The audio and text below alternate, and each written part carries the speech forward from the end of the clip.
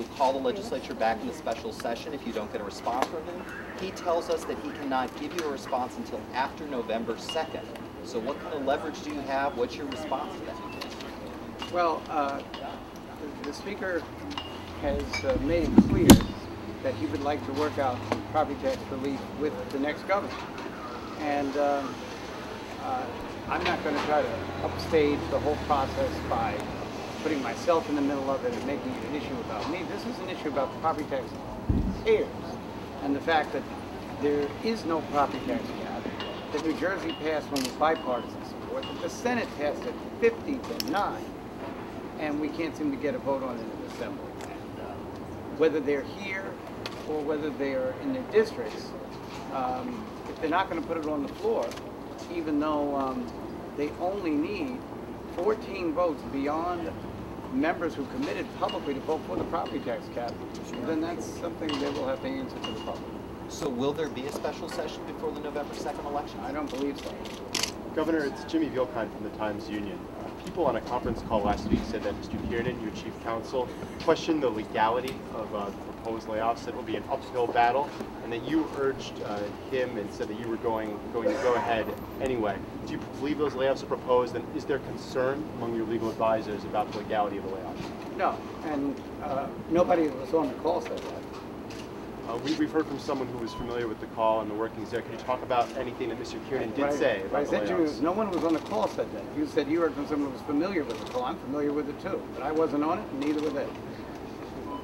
Governor Glenn Bland from the Daily News, what's your reaction to Carl Paladino's comments over the weekend concerning homosexuals and brainwashing of children? I just think it's very tragic. I think it's very unfortunate that at this time in New York's history, we are confronting perhaps the most brutal economic crisis since the Great Depression, and it often causes a rising climate of fear and anger, and in some places that anger is misplaced, that we're not receiving leadership. This should be a debate and a campaign over who can provide the leadership. What I thought was more distressing than the things that Mr. Paladino said were the things that he didn't say. When the unfortunate gentleman committed suicide after being bullied and having his intimate moments streamed on the internet, there was no comment from the Paladino campaign or from Mr. Paladino himself. Just this past week, when 3 individuals were assaulted in the Bronx brutally, Mr. Paladino only commented when he was asked.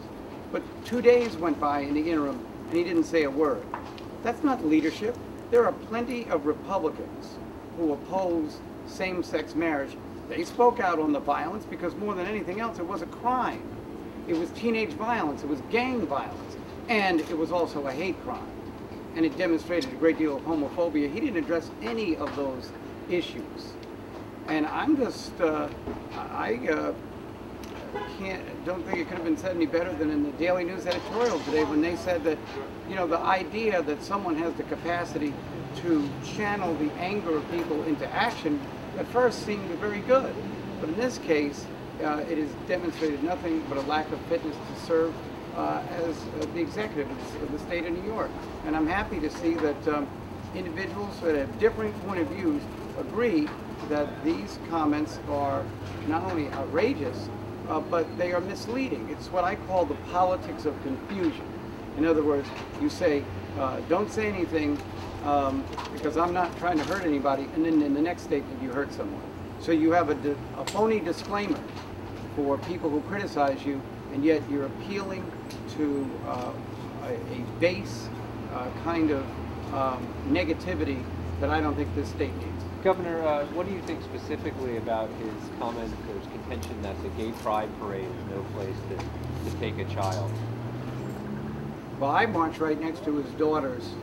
I'm talking about Attorney General Andrew Cuomo. I marched right next to his daughters in the gay pride parade, and I was accompanied by my daughter.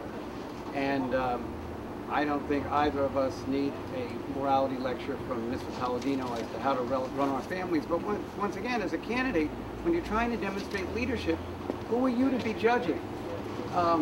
That's the whole issue of fair treatment for gay and lesbian, bisexual, and transgender citizens, that they are not judged. They're allowed to live their lives.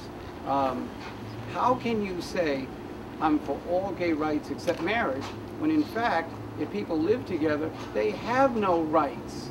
If their partners in the hospital sick, they can't make a medical decision, they can't do anything.